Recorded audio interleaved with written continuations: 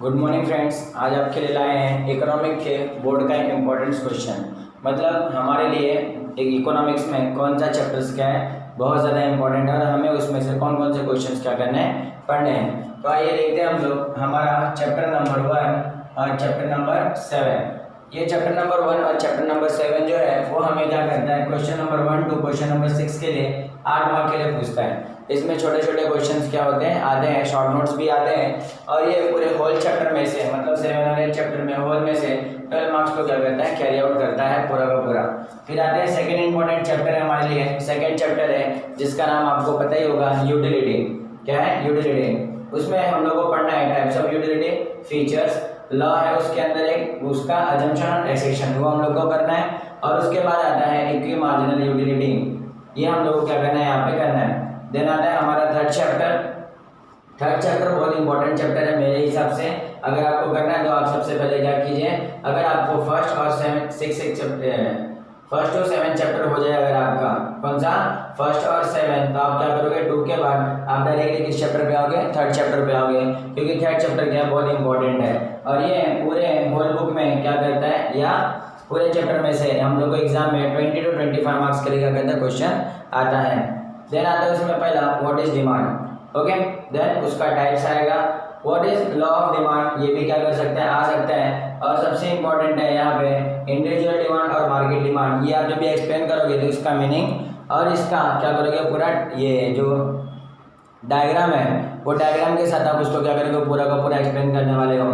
फिर उसके बाद आ जाए फैक्टर अफेक्टिंग डिमांड और उसके डिटरमिनेंट्स, ये दोनों भी बहुत इंपॉर्टेंट है दोस्तों, तो ये भी क्या कर दिया आप करके जाइए। फिर आते हैं चैप्टर नंबर 4 पे। चैप्टर नंबर 4 पे इंडिविजुअल सप्लाई और मार्केट सप्लाई, ये हमें क्या करने हैं, 2 क्वेश्चंस करने हैं।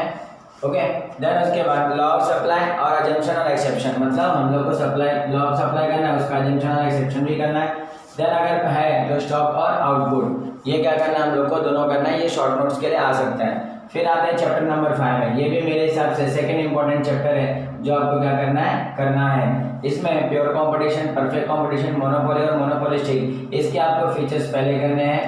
ओके, उसके बाद आता है प्राइस डिटरमिनेंट्स और प्राइस डिटरमिनेंट्स, ये हमें क्या करना है, पूरा का पूरा करना है। सर मैम क्या करेंगे आप, पहले pure competition, perfect, monopoly, monopolistic का आप फीचर्स करोगे और उसके बाद आप क्या करोगे, प्राइस डिटरमिनेंट्स जो है आप ये क्या करने वाले हैं, क्वेश्चंस करने वाले हैं। फिर देन आता है चैप्टर नंबर 6, आप इसको मेरे हिसाब से ऑप्शन में रख सकते हो, लेकिन अगर इसको आपको ऑप्शन में नहीं रखता है तो आप क्या करोगे, लैंड, लेबर, कैपिटल और इंटरप्रेनर, इसके क्या करेंगे आप, शॉर्ट नोट्स करके जाएंगे और फीचर्स भी आप कर लीजिए, कोई प्रॉब्लम नहीं है।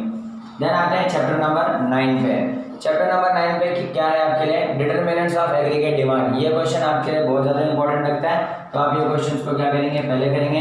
Then determinants of aggregate supply, ये भी आप क्या करने वाले हैं, पूरा करने वाले हैं। Then propensity to consume and the consumption function, consumption function भी बहुत बार क्या हो गया है, एग्जाम में आ चुका है, तो आप इसे भी क्या करेंगे, जरूर करेंगे।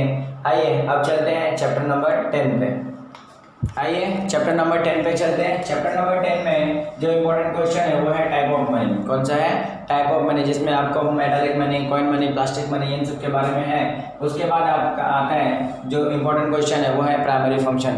प्राइमरी फंक्शन दोस्तों बहुत बार क्या किया गया, एग्जाम में पूछा हुआ है, तो मेरे हिसाब से आप चैप्टर नंबर 10 में सबसे पहले क्या करें, प्राइमरी फंक्शंस को रेफर करें। देन आता है चैप्टर नंबर 12। चैप्टर नंबर 12 में भी फंक्शंस हैं आपके, एंड देन आपका क्या है, क्वालिटेटिव और क्वांटिटेटिव, और या तो आप उसको बोल सकते हैं सिलेक्टिव फंक्शन।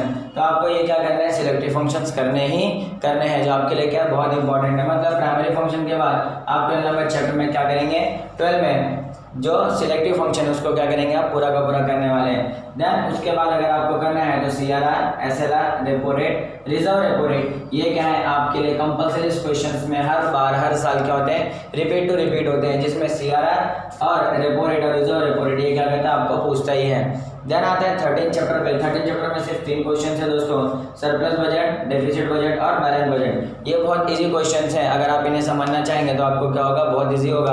अगर इसके रिगार्डिंग आपको कुछ भी क्वेश्चंस में प्रॉब्लम होता है तो आप मुझे क्या करेंगे, कमेंट बॉक्स में पूछेंगे। मैं आपको फिर से एक बार बता देता हूँ कि आपके ये जो चैप्टर नंबर 10 है, चैप्टर नंबर 12 है, चैप्टर नंबर 13 है, इनमें से जो पूछे जाने वाले ये क्वेश्चंस है, ये रिपीटेड क्वेश्चंस हैं, हर साल क्या होते हैं आपको पूछे जाते हैं। तो आप इनमें से आप चैप्टर नंबर 1 मतलब आपको क्या करना है, चैप्टर नंबर फर्स्ट करना है, चैप्टर नंबर 7 जल्दी करना है, ये दोनों चैप्टर्स आप पहले करेंगे। देन उसके बाद आपका आएगा चैप्टर नंबर 2 और चैप्टर नंबर 3 और इसके बाद आप क्या करने वाले हैं 10, देन उसके बाद आप करेंगे 12। ये चैप्टर्स आप क्या करेंगे बहुत पहले कर लेंगे अगर आपको क्या करना है अच्छे मार्क्स लाने हैं तो। ओके।